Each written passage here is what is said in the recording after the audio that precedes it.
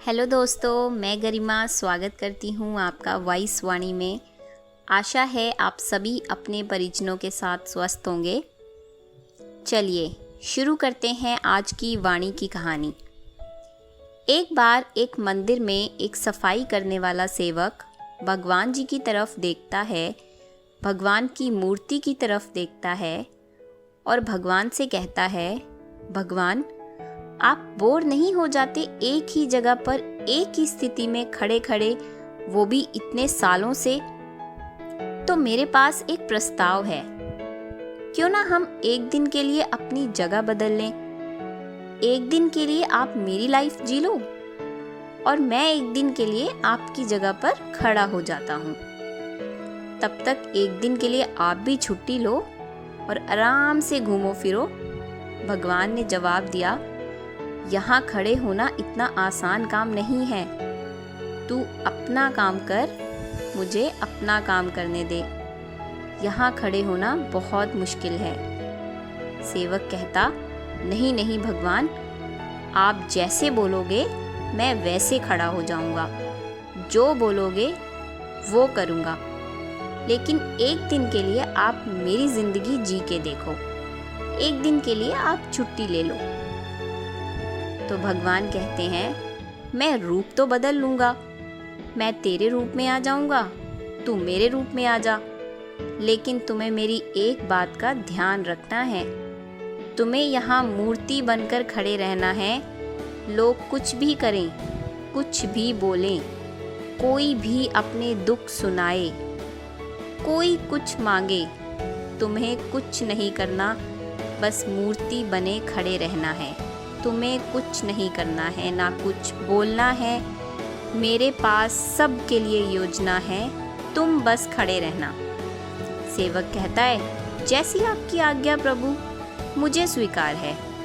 तो सेवक भगवान की जगह खड़ा हो जाता है और भगवान एक दिन के लिए छुट्टी मनाने आराम से निकल जाते हैं। अब ये सेवक भगवान की मूर्ति की जगह खड़ा है। तब पहला भक्त आता है, जो कि एक व्यापारी है। ये व्यापारी भगवान के पास आके माथा टेकता है और कहता है, मेरी दौलत और बढ़ाना, मेरे पैसे और बढ़ाना, मेरी शानो शौकत और बढ़ाना। मैं एक नया व्यापार शुरू कर रहा हूँ, उस पर भी अपनी कृपा बनाए रखना।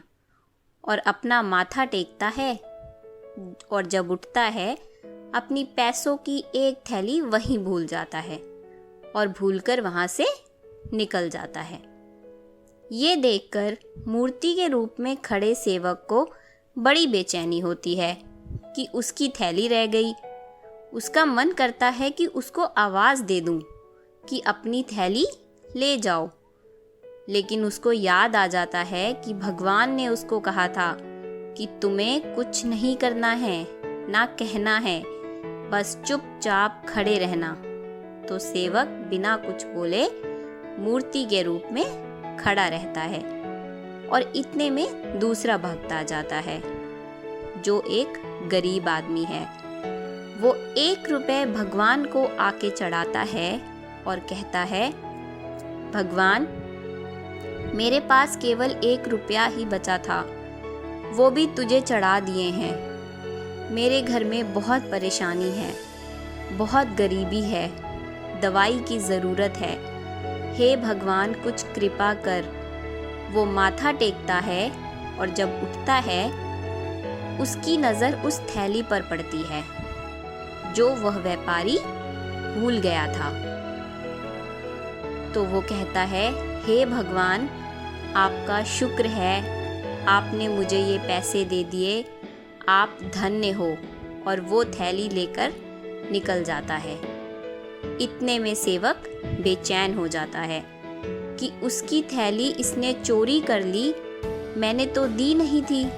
वो और परेशान होता है, बोलता, काश मैं इसे रोक सकता, लेकिन भगवान ने मुझे बोला है कि तुझे हिलना नहीं है, ना कुछ बोलना है, तो मैं कुछ नहीं कर सकता। वो किसी तरह से अपनी घबराहट को रोके रखता है और मूर्ति बना खड़ा रहता है। इतने में तीसरा भक्त आता, जो कि एक नौका चालक है। वो कहता है, हे भगवान, अगले 15 दिन के लिए अपने जहाज को लेकर अपने समुद्री कार्य पर जा रहा हूँ, अपनी कृपा मुझ पर बनाए रखना। और माथा टेक रहा होता है।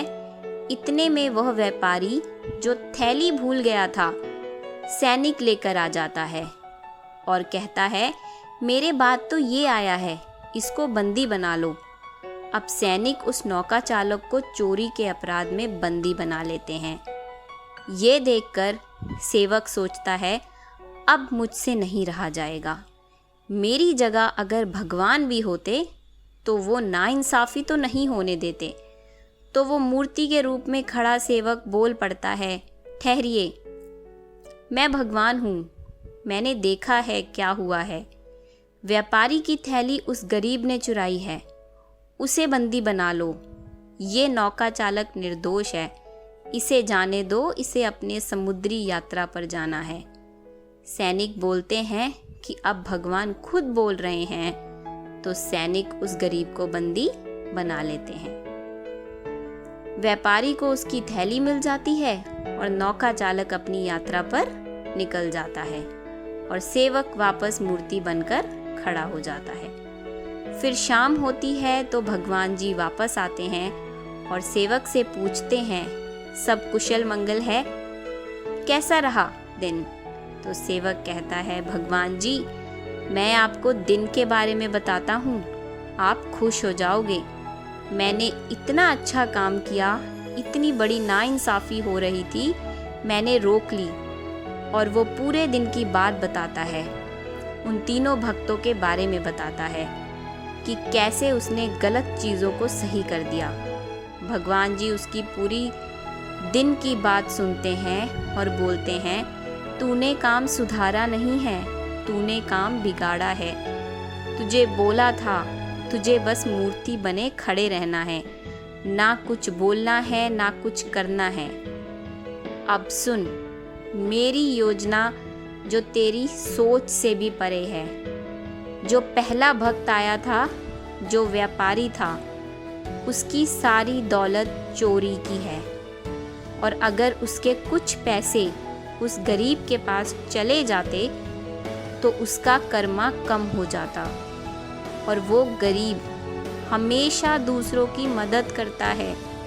जितने पैसे उसके पास बचते थे वो सेवा में लगा देता था, तो व्यापारी का कर्मा कम हो जाता और उसके पैसे एक सही जगह चले जाते। और सबसे ज़रूरी बात, जो नौका चालक है, जिस तरफ वो जा रहा था उसमें बहुत बड़ा तूफान आने वाला है, जिससे बचेगा नहीं। अगर वो नौका चालक कारागृह में होता तो वो मरने से बच जाता और उसके बच्चे अनाथ होने से बच जाते, उसकी पत्नी विधवा होने से बच जाती और उस गरीब के घर में रोटी भी चली जाती। तो जैसा इस कहानी में हुआ है वैसे ही हमारे जीवन में होता है। हमें लगता है हमारे साथ इतना बुरा क्यों हो रहा है, इतनी कठिनाइयाँ क्यों हैं हमारे जीवन में, और ऐसा इसलिए है क्योंकि कहीं ना कहीं हमारी सोच से भी ऊपर है ऊपर वाले की योजना। तो जीवन में कभी भी कोई संकट आए तो याद रखना, जो होता है अच्छे के लिए होता है। धन्यवाद।